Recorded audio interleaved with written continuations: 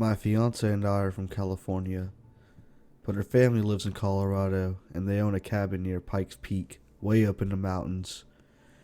After visiting them, they recommended we go stay at the cabin a few days.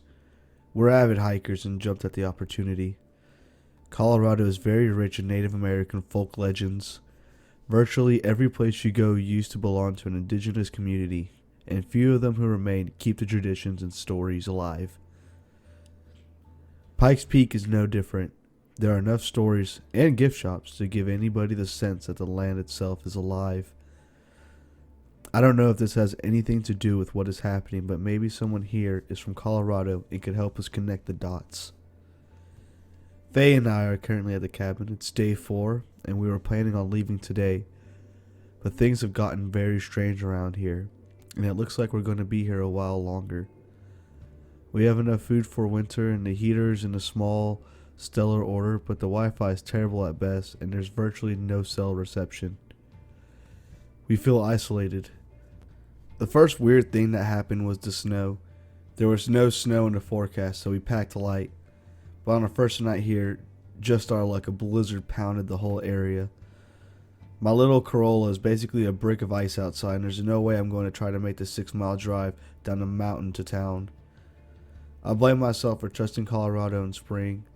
After a day of lovely hiking and sightseeing, some really unsettling stuff started happening.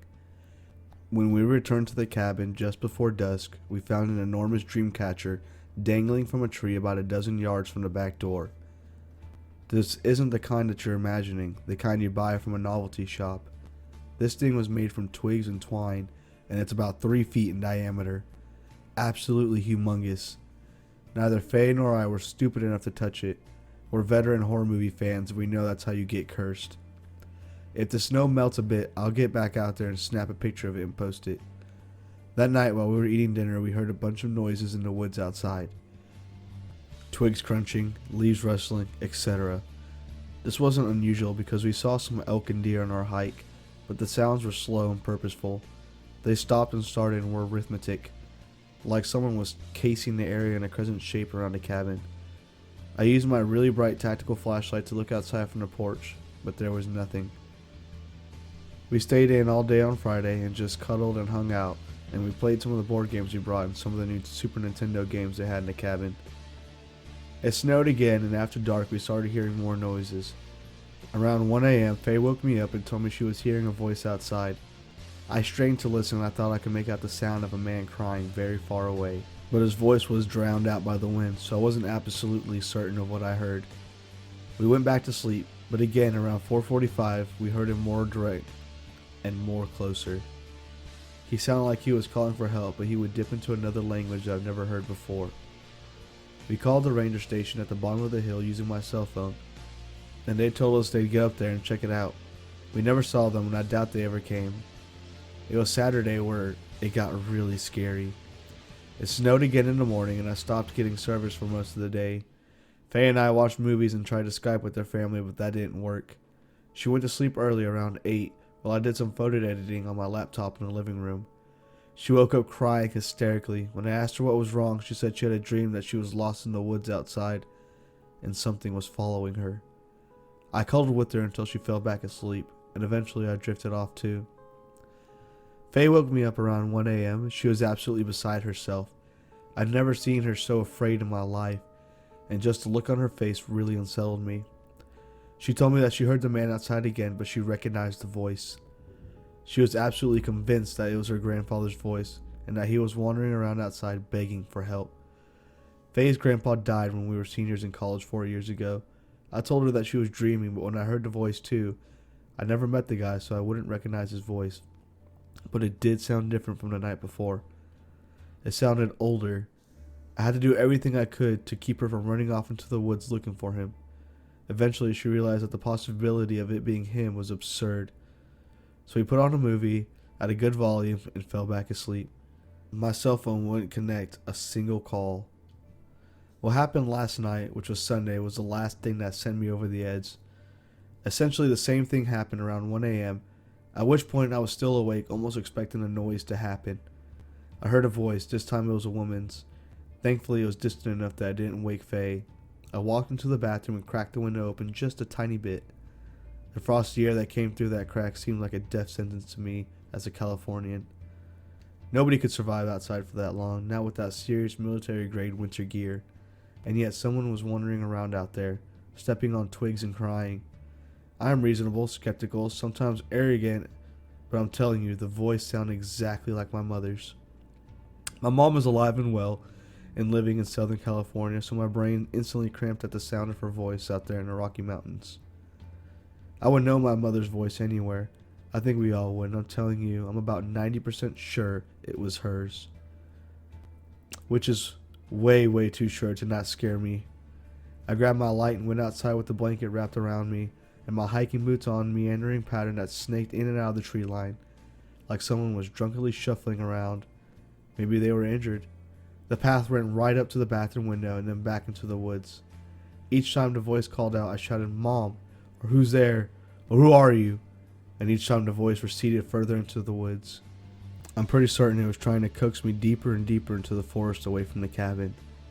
I'm still alive because I'm not an idiot. I'm not going to die like some dumb person in a bad horror movie. I went back inside and made sure we were locked down tight.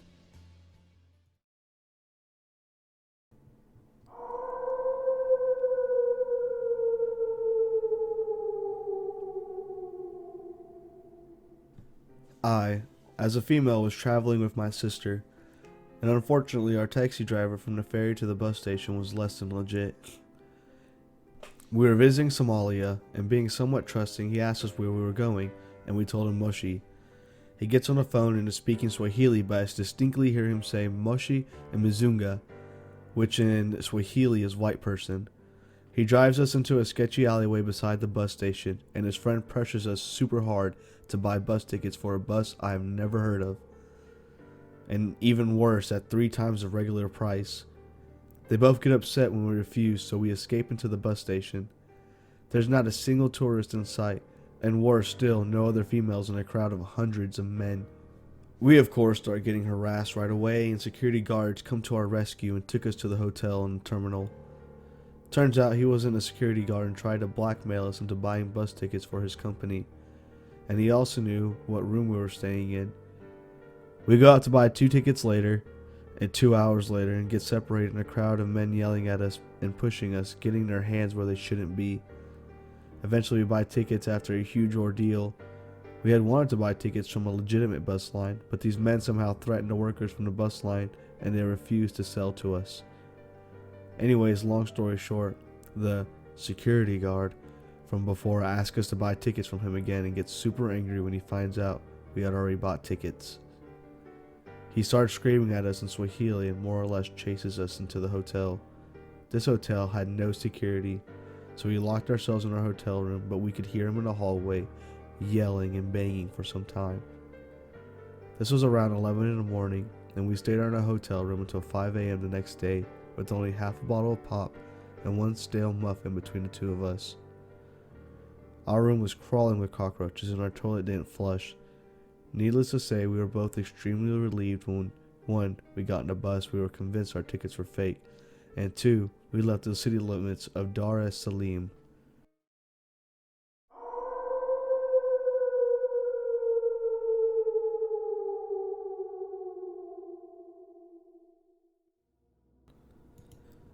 One year I went to Germany for a work trip.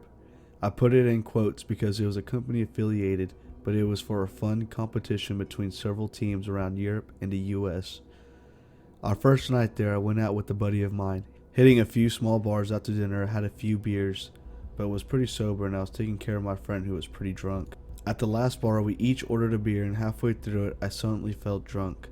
From sober to drunk in half a beer, my mind must have been really messed up because I basically ignored it and I let my friend walk off back to the hotel by himself. He told me he wanted to leave, and in any ordinary situation I would have gladly went back with him. The next thing I know, I'm waking up on the sidewalk outside somewhere with my wallet, over 100 euros in it, and cell phone gone. Pieces of what happened start to come back to me, and I see flashes of being held down on the ground by 3 or 4 people while they were taking money. I'm pretty certain that the bartender was responsible for drugging and robbing me. Afterward, I remember finding a police station and trying to explain to them what happened, but they treated me like a drunken jerk and told me to screw off and literally pushed me out of the police station.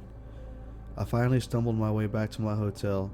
I have no idea how I made it or found it, and I was very, very paranoid state the whole time. I eventually hit my bed and passed out for about 20 hours.